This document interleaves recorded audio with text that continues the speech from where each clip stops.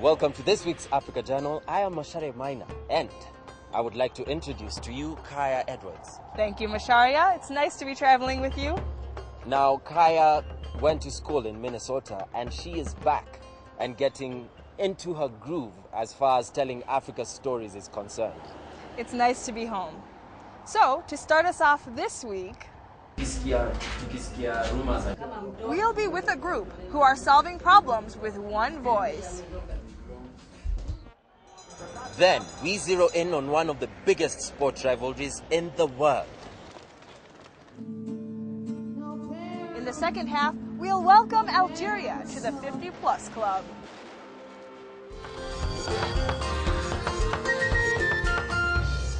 Masharia, you were front and center for this year's Global Voices Summit held right here in Nairobi. Yes, but it was not just a local affair. Africans from all over the continent and other countries from all over the world came to share their outlook on the continent's future. Eric Charaz, owner of Vadade newspaper, sits here among bloggers and citizen journalists from all over the world, members of the online community Global Voices.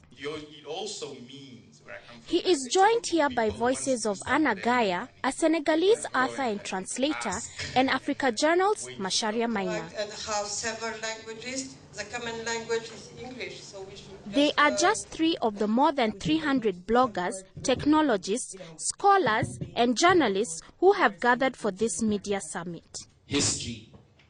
At the heart of the heated discussions is information exchange. And being in an environment where people can't even identify sexual harassment as sexual harassment. So these are the people that you're trying to get together to form an African network. Global Voices is an online community of volunteer authors and editors who use the internet for citizen journalism, covering what they feel is not mentioned by mainstream media. Their biennial summit, this time held in Nairobi, had a special group attending, members of a group from Nairobi's Huruma slums called the Slumcode.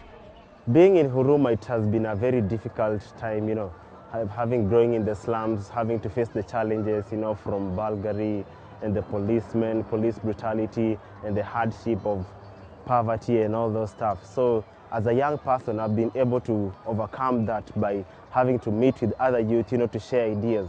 And that's how we came up with the organization known as the Slumcode Group.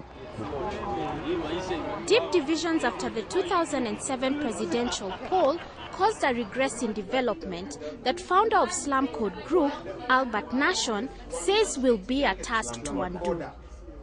The people who need to use these features need the infrastructure, the accessibility to computers, and even affordable internet that can help you to do quite a lot of online interactions still remain a challenge. Slum coders are now bloggers, having rubbed shoulders with others of the Global Voices Summit. In a period where the internet is handy in raising questions that would seemingly go unanswered, Dennis is looking to become a global voice. I just want to untap tap the untapped voices in the slums. In terms of talent management, those people with skills, activists, all those people who think they can bring up development in the slum, but they don't know how. I want to reach out to them and actually tell the world that, hey, you don't know these people, but these people actually can make a big impact from the slums to the whole world. And he is not alone. 36-year-old Albert doesn't have an IT background, but it is his love of solving issues in his locale that inspired the start of the cyber cafe that now owns a library and has other youth coming for a chance to access the information. The conference brought a real big impact that has enabled us to even transform the lives of young people who ordinarily do not access computers or internet. And if they do, it's all about YouTube or probably Facebook or just mail. But now we are able to help ourselves and others to use media, or for that sake, social media, in a way that is more productive, more advisable, more relevant, and with content that people can appreciate globally. Not many in underdeveloped areas of the world can boast of access to communication tools of this type. Some are still confined to traditional media and lack ways of spreading the information. These are women who are uneducated. Others have not found it easy, even with tools like blogs. Cases of repressive action from governments were on the lips of many at the Global Voices Summit. We are at war. We are seriously at war. This is a guerrilla war at its best. And it might not look like it, but in the most of African countries, it's the citizen against the elected official that is to represent its interests. So, as world affairs continue rising, so are citizen journalists, using their voices as loudspeakers for the voiceless.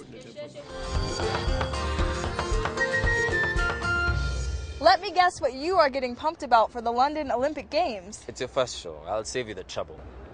It's basketball. Well, I know what has got my attention. East African runners. Tension runs high in Kenya's Nyayo National Stadium.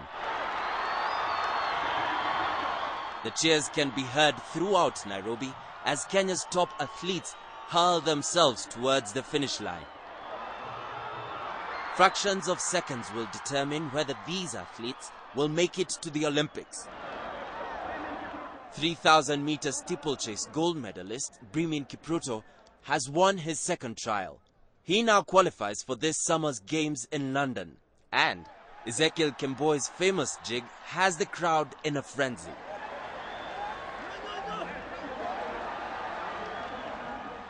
And why not dance? He also secured a spot on his country's Olympic team. Kenyan runners will be pitted against countries from around the world. But the Ethiopians are the ones to beat in long and middle distance running. They are called kings and queens of long distance athletics. They are called the East African powerhouses in athletics. Their rivalry comes as far as, we're talking way back from 1968, Mexico Olympics. You know, when you have an Ethiopian and a Kenyan athlete, and in a long distance event, everybody's like, oh yeah, those two will win. Sophia Asefa is ready to win.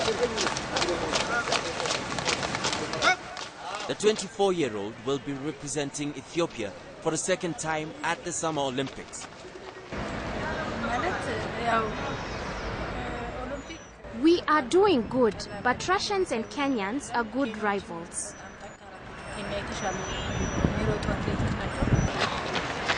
With 38 Olympic medals in its pocket, Ethiopia is working hard to win more spots on the Olympic podium. At only 19, Mohamed Aman became the youngest gold medalist at the World Indoor Championships in Istanbul. Aman also put an end to world record holder David Rudisha's 34-meet winning streak at Notorna di Milano. I like that race because I ran with the man who hold the records in 800. Also me, I beat him, so I'm happy. I am not worried because we've been running together with the Ethiopians for so long. In the race that he beat me, it was a bad day for me, but I am in good shape.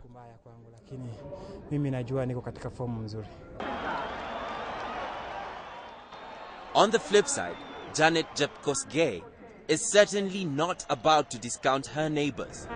We expect a big challenge because we are adding up an Ethiopian and maybe a Russian also.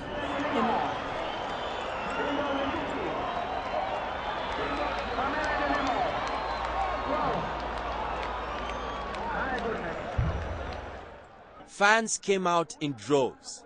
Over 150,000 seats were filled. They may be cheering for different athletes, but they agree on their one biggest rival. Nafikiria katika riadha wapinzani wetu watakuwa ni timu kutoka Ethiopia. I think in athletics, our biggest competitor will be Ethiopians because they are aware of our practice patterns since we train with them. Our training standard is a bit high. I think Ethiopians are our only competitors. Ethiopia ndio watakuwa wapinzani wetu, lakini tutawakabiliana nao. Ethiopia, especially in the long runs. Yeah, they've always been there on our neck. Very tough runners.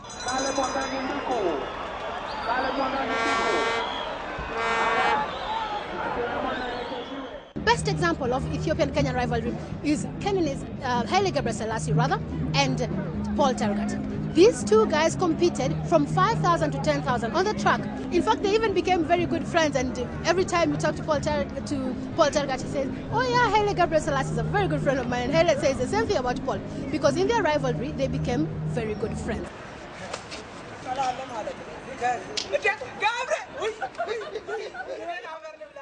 Gebrselassie has retired his running shoes for this year, but Kenyan and Ethiopian fans will be glued to their sets August 3rd for the women's 10,000 meters and August 9th for the men's 800-meter final.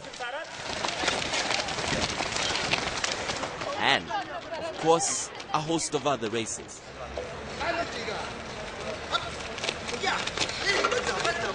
Their heroes will be cheered on at this summer's London Olympics to be the kings and queens of East Africa and the world.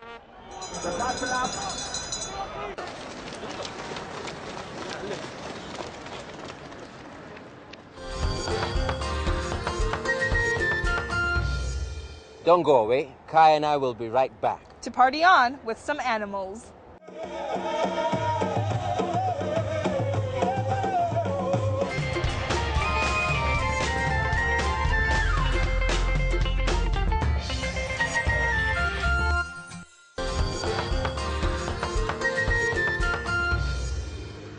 Welcome back. Now, Kaya was recently in Rwanda, right? Yes, I caught the women's beach volleyball Olympic qualifiers in May. But you also learned something about animals. The strongest ones I know.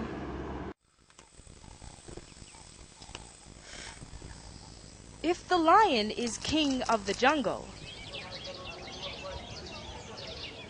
the gorilla is majesty of the mountain. A massive chest, long muscular arms, and broad hands and feet make mountain gorillas the largest living primates.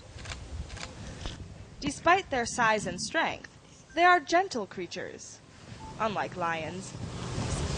Territorial status aside, most wild animals have a serious matter in common. They're at risk of extinction. Mountain gorillas are one of the most endangered species on Earth. For a long time, they were actually, going down in terms of the numbers. So every year when we're able to see new births, that means it's growing. And hopefully, we hope that it will not be part of the extinction line where it has been.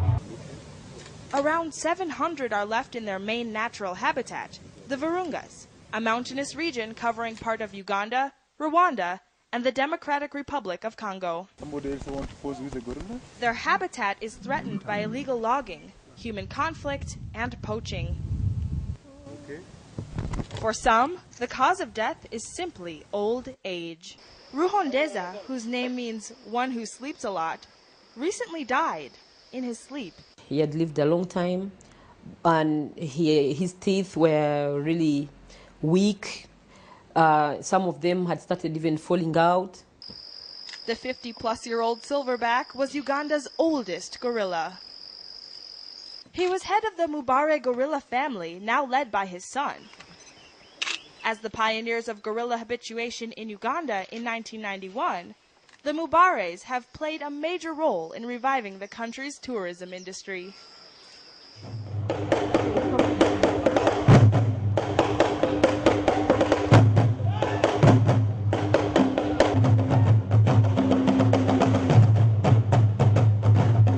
Rwanda's annual gorilla naming ceremony is also a popular tourist event.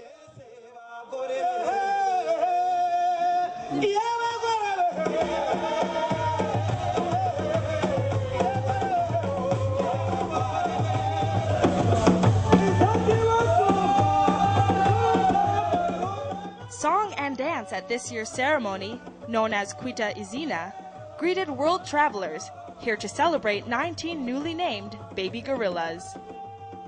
The meaning of Akarabo is a flower. Umutungo. And that means fortune. Icheza. To mean extreme beauty. Ivuvu means something with an incomparable beauty. More than 141 gorillas have been named through this tradition so far. Although the babies couldn't make it to the show, their imitators created quite a show. The festival raises conservation awareness at the national and international level.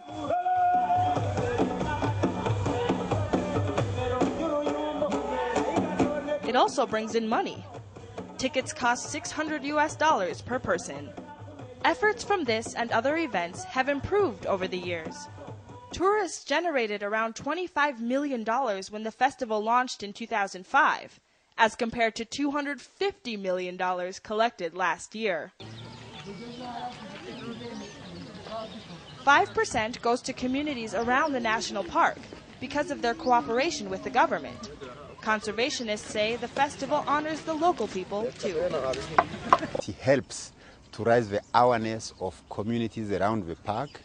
It helps to show to local community the global interests to mountain gorilla conservation, so making them somehow proud of their contribution. It helps to show to communities that they have a stake in gorilla conservation. An elderly gorilla has passed this year, but thanks to worldwide conservation efforts, the Virungas will take in new births for years to come.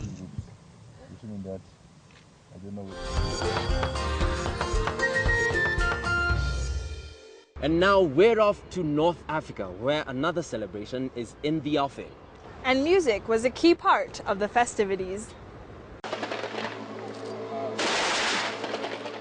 Algeria is 50. Like many modern African nations, Algeria has a reason to celebrate this special anniversary. 5th of July was the big day, but Algerians have spent much of the year reflecting on this milestone. The events included a musical depicting Algeria's modern history. It was performed in the seaside resort of Sidi Ferj, where French troops first arrived in 1830. I am proud like every single Algerian for this great commemoration, which is dear to the heart of all. 50 years after getting back our sovereignty, 50 years after the independence from colonization, thank God that today Algeria has taken important steps forwards in fields such as construction and the rebuilding of an identity.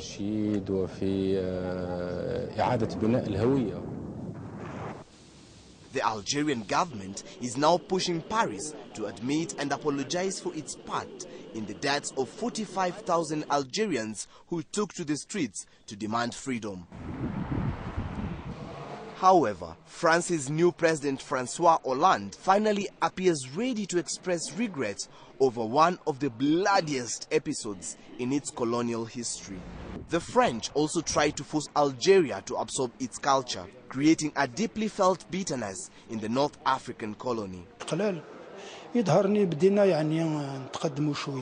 I think that 50 years after the Algerian independence, the French people, the French government, the army are beginning to cautiously show the true face of the Algerian war and the crimes that were committed.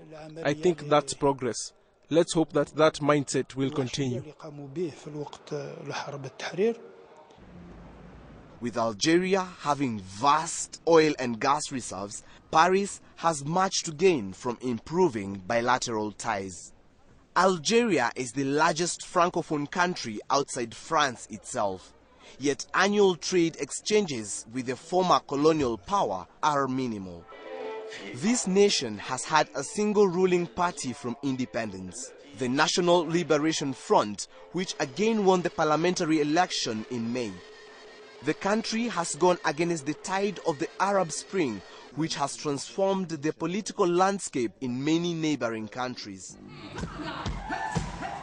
Leading up to the big day, Algeria celebrated its annual jazz festival. Music lovers gathered in the city of Bridges for a popular event entitled Dima Jazz, which means always jazz.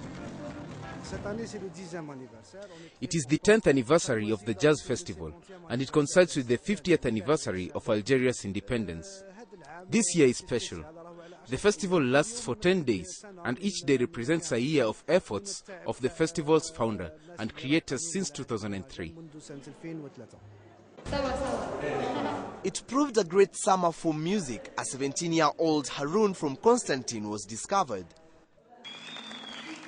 Harun began building her musical profile at an early age, basing her career on her love of pop, rock, blues, and country music.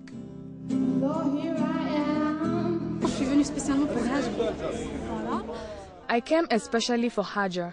First of all, to support her and also to listen to her voice and her songs, because she has got a very nice voice. That's it.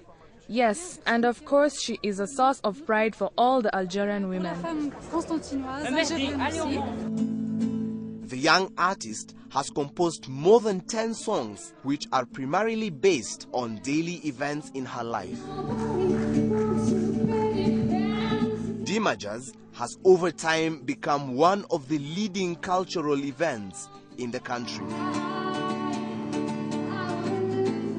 The festival was followed by a giant fireworks display at midnight in Sidi Fresh. Also at the Shrine of Martyrs, a huge monument in the capital which overlooks the Bay of Algiers. The skies over the country's 48 provinces were then lit up by the spectacular display. On the independence anniversary, 10,000 youths staged a show at the Olympic Stadium that retraced the struggle for independence. With age now catching up with this African democracy, positive growth and competition for better placement on the global platform is the next challenge.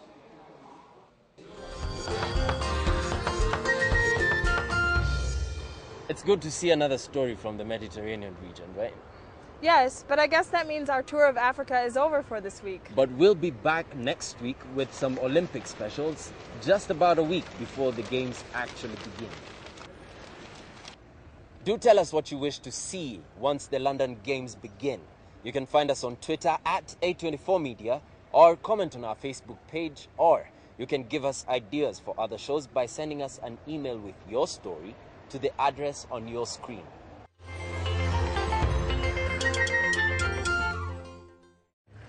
From me, Kaya Edwards. And me, Masharia Maina. And the entire Africa Journal Adventure team. Wait, that has always been my line. Thank you for watching, and keep Africa special. See you next week.